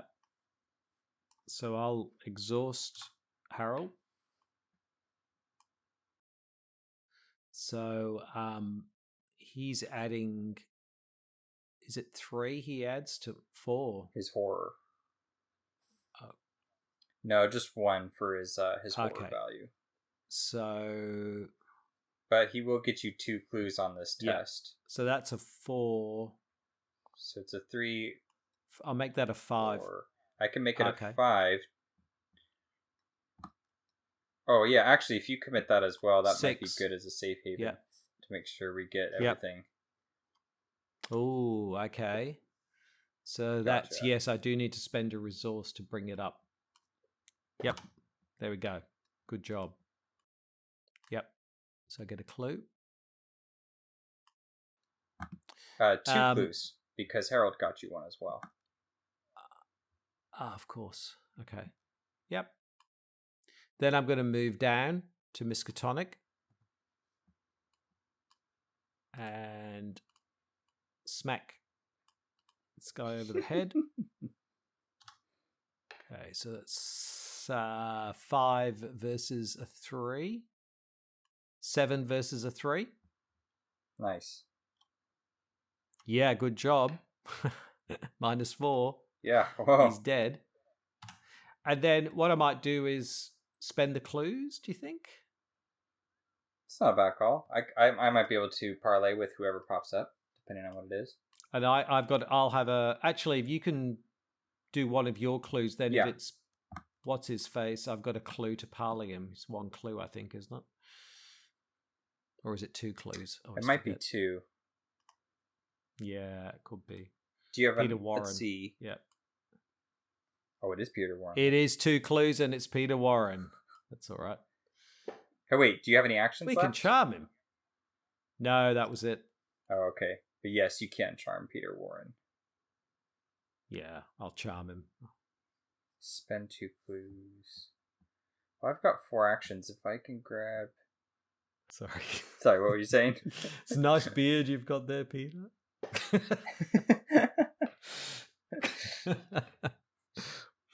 Have you ever seen the background to his picture? Not only is he dropping an eyeball into a flask, but behind him he's got the most horrible kind of weapons. They're all like spiky and thorny and like nasty. I love it. And he's clearly taken an eyeball from somebody. Like, I always thought it was quite benign until I looked at it a bit more closely. Yeah, I never noticed the eye there before. He's involved in some pretty dark stuff, Peter, that you're involved in. You need to have a talk about this. It's just 2 clue to par with. That's not terrible. If I could get both clues, I could move and parlay all in one turn because of DeLuca. But I'm evenly matched with this test. I'm not really that close. I've got one card that can help me get one, but I don't know. I need a bit of luck next. I guess let's try it. So let's investigate. It's -2. Shoot. Well, let's go ahead and discard a card to redraw that because I don't want that consequence. Okay, highest number of doom on a cultist in play, which is 0. So, okay, I get it. Nice.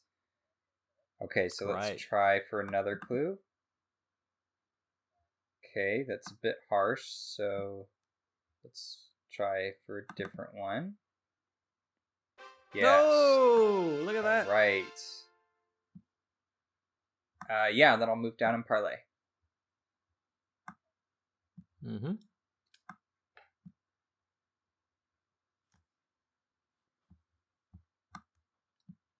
Nice. Crag goes wild. Look at that. Yeah, we're doing really well, I feel. Yeah. We've only got 2 more. We've just got who's left? We've got Devro at Northside with needs resources, and then we've got what's her name at St Mary's Hospital. Yep. Who got to have sort of evade. So we're getting there. We're getting there. Yeah. We've still got 4 turns left. We might be able to do it. I think it's possible. It's within our grasp. Wow. It is. It is. It is. Enemy phase. Yep. And then upkeep.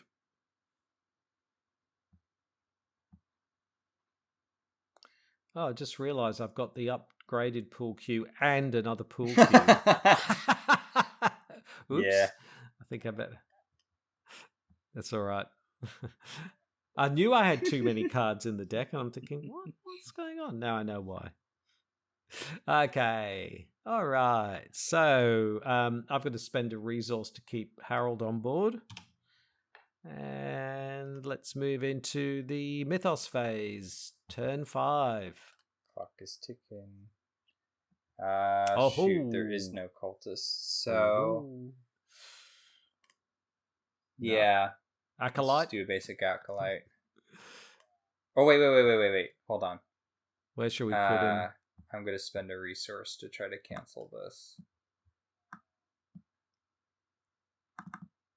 Yes. Yep, we're good. Yeah. Fantastic. Whew. Okay. And I get an Acolyte. So he was coming. Well, it could have been worse. Well, should we put him St Mary's Hospital? Why not? Yeah, I'll figure out some way to deal with it. I got a sledgehammer. It's time to put that thing to work. I haven't really used it that much. Yeah. I find in life a sledgehammer is pretty much a good solution. Yeah, for I totally agree.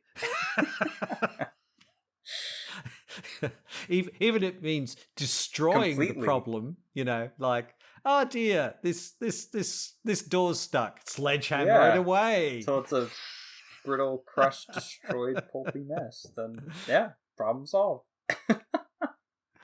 This PC's not working. Just sledgehammer it into oblivion. And we move on. Don't hold on to the past. That's right. Okay. All right. So, are you going to go first and grab this Acolyte, or am I going to pool queue the Acolyte? What are we going to do? Well, I think so. We need clues. We do. So I think I should go first and try to get rid of this locked door. So at least we have the option of investigating at the university. Yep. So I'll go ahead and test that first. I've got 5 to 4. That's not super great. And I'm all out of cards. I sort of need a refuel. I can spare 1 round without dealing with the Acolyte, I think. I'm going to draw a card for my first action. Okay. that helps. So let's try the test for a second action, and we'll commit this to it. Mm-hmm. Okay, that's a pass. So no more lock door. Pick the lock. Excellent. It's 2 actions. I think I could go down. I could go for fight. But I think what I'm going to do is take 2 resources with Charlie's help. And then, honestly, I think I need just to draw 1 more card.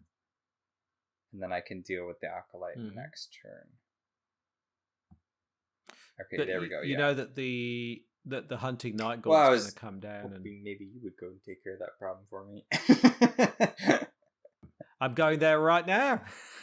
Say no more. Say no more. Never in the history of the Midnight Mast did single person do so much with so little for so many. Okay. Here we go. So I will move to north side, take on the Hunting Night Gaunt. Exhaust Harold. So we're now fighting at a... Yep. A 5? 5.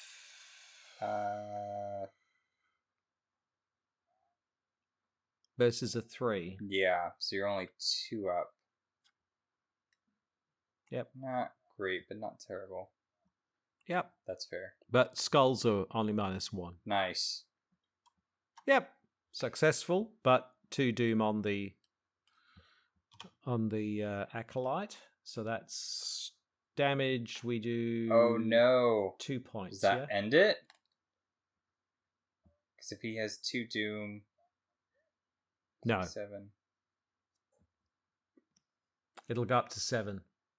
Oh, hold on. No, wait. Woohoo, hold on.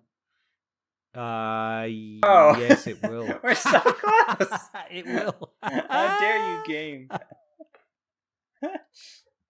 Oh, no. Yes, damn you, game. How dare you win?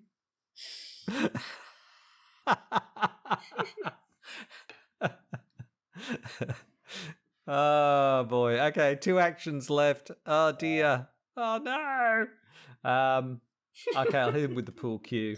You're gonna have ready Harold. So that's 5 with Igor. 5 versus 3. Well, I was gonna say if you use Harold Igor, you can ready. Yeah, I will spend a resource, and then you can have him fight with you. Yeah. Yes. So I will ready the ghoul. Yes. Go again. Yay! Dead. Yay! Awesome. There we go. And unfortunately, yep, I think we're because it's at 7, and so they're in the mythos phase. It ticks over, and so unfortunately, we did pretty well though. I mean, we got 4. Yeah, and I think obviously without that, I think we would have gone at least 5. I think we would have gotten ourselves at least 1 more. I think in the time we had left, so that was pretty good going. That was really great. PP from Graveyard and Northside, right? That's right. So yeah, that's not too shabby at all. Exactly. No. It's 2, 3, 4, 5, 6, 7 victory points. That's a good outcome for the good old Midnight Masks. So yeah, that was great, and it was awesome because it really did showcase Charlie.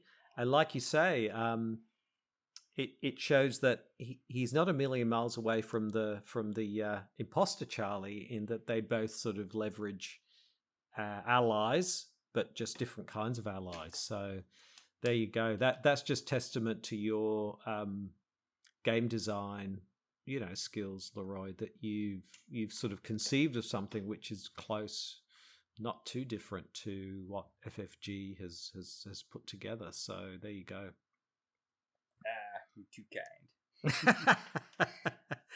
So I'm curious to ask, actually, what was like Charlie like? How did it feel to play the influencer? It seemed like you adapted to him pretty well. Yeah. It was great because I'm like this in video games. I'm like this in Arkham Horror. I'm not a balls to the wall Russian and type of player. I tend to face violence down with defense. So the idea that I can sort of stack myself with allies that can help me out is a play style that I really appreciate. So I really like that about it. I really do like that about Charlie. So it's a really great way of taking, as long as a scenario, of course, has humanoid enemies. I mean, that's the only thing. Not all scenarios have humanoid enemies, but it's a really great way of leveraging the strength and the skills of these monsters to your own advantage. I really like that. It's really great to play.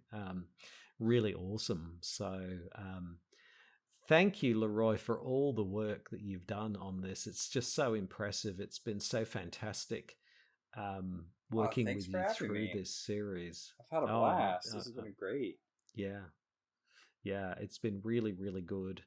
And so you know, there you have it. Thanks so much. And LaRoix, if people want to get in contact with you, obviously we'll put some links, but where can people find you on the interwebs and social medias and things like that?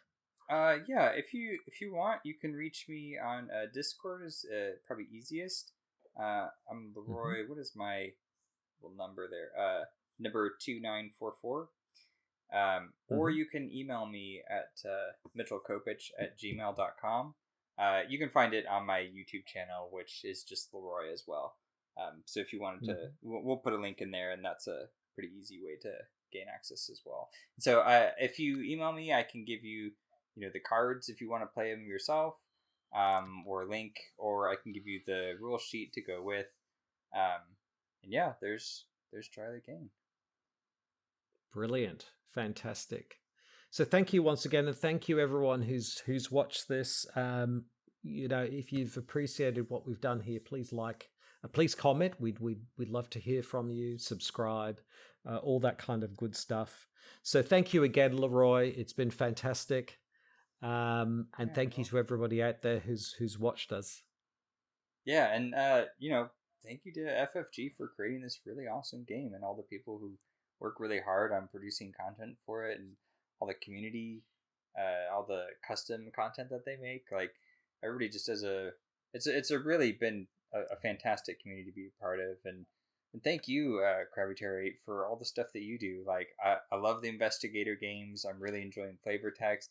You just all this content to go through. It's just it's really great. It really feels like you can enjoy something with people instead of having to do the solo act all the time. So, and honestly, just thank you so much for bringing me on and allowing me to show off the design and the ideas. It's been fun. It's been a blast. Well, you're absolutely welcome, and I couldn't agree with you more about the community. It's really fantastic. So, yeah. Much appreciated. Thank you so much. So yeah, that's it for this video. We'll see you again down the line with more flavor text, and of course I'll be back playing the investigator games. It's been a little while, but we'll be back doing that as well. So until then, I'm CrabbyTerror8, and I'm LaRoix, and we'll see you later. Bye. Bye.